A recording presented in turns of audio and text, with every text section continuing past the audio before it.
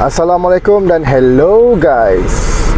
Okey, hari ni aku nak share tentang satu topik yang sangat menarik yang aku rasa kena pada ramai orang masa PKP ni, iaitu apa korang nak kena buat kalau tiba-tiba korang kena dapat surat cinta daripada majikan korang. Okey, dapat surat anda dipecat. Okey, nak tahu lebih detail? Tunggu.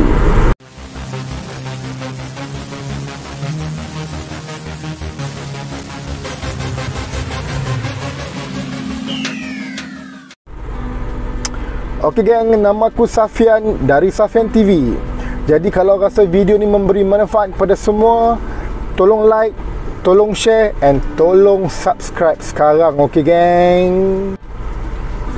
Jadi untuk permulaan, kalau korang nak tahu, undang-undang di Malaysia ni, kerajaan kita lebih menitik beratkan pekerja dari majikan. Jadi undang-undang yang digubal semua memang dia menitik beratkan ke arah pekerja. Jadi dengan ekonomi sekarang yang teruk ni, dengan PKP, kita pun baru habis PKP, okey, ekonomi dunia pun tak menentu, recession sekarang ni, kadar pengangguran sekarang ni adalah tertinggi daripada tahun 1998 dan juga tahun 2010. So aku yakin ramai kat luar sana yang dah diberhentikan kerja, okey, mungkin secara VSS ataupun secara tiba-tiba. Jadi topik kita hari ni, kita nak share apa yang kita boleh buat sebagai seorang pekerja. Apa hak kita sebagai pekerja kalau kita dibuang kerja secara tiba-tiba tanpa notis. Alright, jom kita buat satu senario. Contohlah, Ahmad baru sahaja masuk office lepas PKP, cuti 2 bulan, 3 bulan.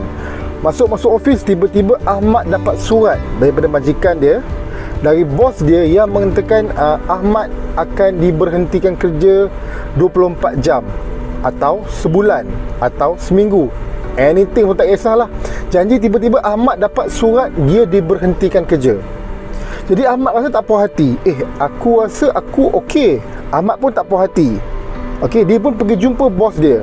Dia beritahulah bos dia, "Bos, kenapa saya dipecat ni, bos? Apa salah saya semua?" So bos dia pun listkan benda-benda yang bos dia rasa tak betul.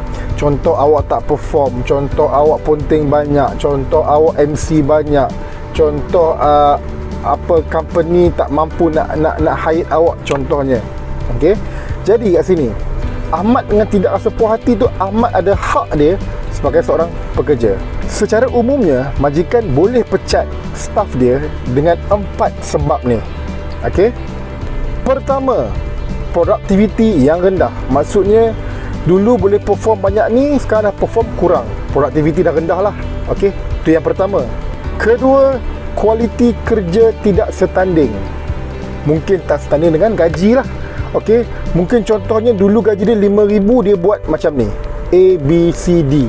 Sekarang ni dengan gaji yang sama 5,000, dia mungkin cuma mampu buat A, B, C, contoh. So kat situ kualiti kerja tidak setanding.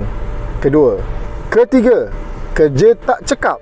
Banyak salah, hantar email banyak salah, banyak error, buat kerja ni, suruh buat benda 10 benda, dia buat banyak salah. Cekap tak cekap lah orang kata, careless. Okey, itu yang ketiga. Keempat dan terakhir, tidak memenuhi standard yang ditetapkan. Mungkin ada setengah-setengah kerja ni, macam ada satu contoh aku nak share dengan korang. Aku dah baca satu artikel ni. Seorang pramugari, aku tak ingat company mana, dipecat disebabkan berat dia naik 700 gram. Tak sampai sekilo pun, lebih daripada berat. Dia lawan kat court dengan majikan dia, dia kalah. Sebab dalam kontrak dah tulis itu kriteria dia, so dia tak perform, dia tak ikut. Berat cuma lebih 700 gram and dipecat, and majikan dia menang. Okay, itulah 4 ciri-ciri yang membuatkan majikan boleh pecat korang. And tetapi ada 2 kriteria di mana majikan boleh pecat korang dan korang tak boleh lawan balik punya. Dia boleh pecat korang on the spot and korang tak boleh lawan balik. 2 sebab. Pertama, gangguan seksual. Okey, gangguan seksual, kalau terbukti you all buat gangguan seksual, dipecat 24 hours. Kedua ialah kesalahan jenayah. Kalau jenayah pukul ke apa ke terbukti, 24 hours settle, tak boleh lawan. Dua benda tu, okey. Okey, selain dua benda tu, kalau korang dipecat atas alasan yang lain, okey, kita negara Malaysia ada undang-undang yang syarikat kena ikut. Okey. Antara undang-undang ni ialah syarikat ataupun pihak majikan kena bagi warning letter dulu. Surat amaran. Apa kesalahan awak? So bila dah bagi surat amaran ni, pekerja tu tahu, oh aku lack of from this of this area, aku kurang bahagian ni, aku kena perform. Okey, bila bertulis tu juga adalah bukti yang mengatakan majikan dia mengambil berat terhadap staff tu. Okey, surat warning letter is very important. Okey, make sure korang dapat benda tu. Okey, masalah masih berlaku, staff still buat benda yang sama. Okey, warning letter kedua boleh diberi. Okey, tapi kalau sampai warning letter kedua masalah masih berlaku, syarikat ada hak untuk berhentikan ataupun fire korang. Tapi kalau tak ada step-step warning letter, tak ada, dia pun tak panggil kita untuk discuss, tak ada benda macam tu, you all yang baru kena pecat, korang yang baru kena pecat boleh lawan balik. Macam mana? Ini aku nak share pada korang, okey. Jadi pada yang tak puas hati tu, okey, korang boleh report di Jabatan Perundingan Perusahaan di negeri masing-masing. Okey, JPP singkatan dia. So, apa prosedur-prosedur untuk report ni? Jom kita tengok. Okey, apa prosedur-prosedur untuk kita buat report? First, bila you all dapat surat diberhentikan kerja, tengok dulu adakah surat tu terminate tu is 24 hours. Maksudnya esok dah tak payah datang office first, ataupun dia bagi notice. Okey, you punya last day adalah 30 hari akan datang. Tengok dulu. Kalau kata esok dah berhenti kerja, tak boleh kerja dah esok dah boleh buat report. Kalau kata dia bagi notice seminggu ke sebulan ke, you punya last day, kerja dulu. Okey, then dah habis sebulan tu baru boleh report. Pertama. Kedua, okey, kedua, dah nak report tu, you all ada masa 60 hari dari tarikh last day tu, first day tak kerja tu. Okey, first day tak kerja, 60 hari untuk masa yang diberi untuk buat report. Okey, kalau tak buat dalam masa 60 hari tu, burn case tu. Bukan 60 hari bekerja kan, 60 hari fix. Tak kisahlah you all nak report minggu pertama ke, minggu kedua ke, tapi 60 hari tu boleh buat report. Yang ketiga pula, prosedur macam mana? Yang ketiga, bila dah buat report, make sure bawa semua bukti-bukti. Contohnya macam surat lantikan kerja dulu, offer letter, surat pemberhentian kerja. Okey, boleh juga bawa sekali bukti-bukti, mungkin ada email, conversation email antara majikan dan juga korang. Mungkin korang macam korang hantar email kepada majikan, kenapa saya diberhentikan semua, majikan memberi alasan yang bertulis. Bawa bukti-bukti tu sekali masa buat report. Okey, keempat, tadi first ialah pastikan bila last day kerja. Kedua, 60 hari tarikh untuk buat report. Ketiga, bawa bahan-bahan bukti semua masa buat report. Keempat, bila dah berlaku semua tu, okey, JPP akan mengambil masa 1 ke 2 minggu untuk buat satu session antara kita dan juga majikan. Dia nak jumpa dua-dua. Kena faham JPP tugas dia ialah dia perhubungan, Jabatan Perhubungan. Dia nak menghubungkan, nak settle cara baik dulu. Okay, so dia akan set satu tarikh, 1 ke 2 minggu you all boleh pilih tarikh tu. So majikan akan hantar wakil dia seorang, selalunya HR manager lah, HR head lah, akan ke sana. Dan diri korang untuk korang discuss benda ni di luar mahkamah, tak masuk mahkamah lagi. Okay, hari yang dinantikan telah pun tiba. So pada hari tu, dia seolah-olah hari nak berdamai sekarang ni. Okay, JPP akan panggil awak, korang dan juga majikan duduk satu bilik, okay, di office JPP. Dan JPP akan bertanya. JPP ni bukan hakim, bukan lawyer, bukan mahkamah. Dia ni macam konsultan yang akan memberi nasihat. So sebelum dia nak bagi nasihat, dia kena dengar cerita dulu. Okey, dia akan minta lah majikan cerita. Okey, majikan nak cerita, pekerja cerita pula. Okey, bila dia dah dengar cerita, dia akan komen. Okey, awak tak boleh buat macam ni, awak sebagai majikan salah macam ni, salah macam ni, salah macam ni, salah macam ni. Okey, awak pula sebagai pekerja salah macam ni, salah macam ni, salah macam ni. Dia akan bagi pendapat profesional dia. Okey. So, masa majlis rundingan tu ada dua pilihan kita sebagai majikan dan juga pekerja. Ada dua pilihan. Okey. Pilihan pertama, boleh berdamai secara aman. Hari tu juga.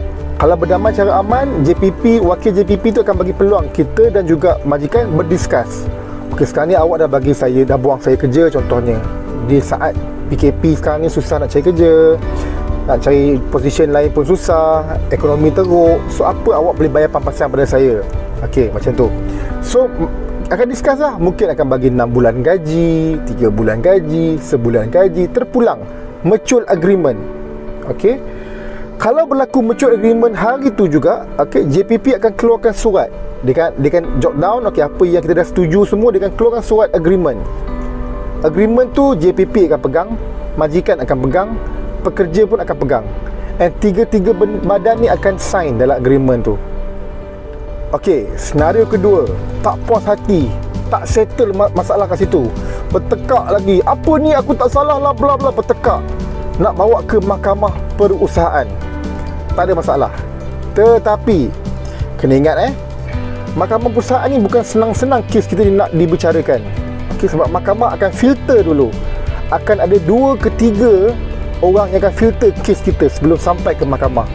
First yang akan filter ialah JPP itu sendiri. JPP akan tengok, okey, kes ni berbaloi ke tak nak diketengahkan. Kedua, dia akan hantar surat kepada menteri. Menteri akan tengok pula, okey, kes ni okey, berbaloi tak, kukuh ke tidak, ke main-main punya kes. Okey, menteri. Ketiga, barulah mahkamah tu sendiri akan filter.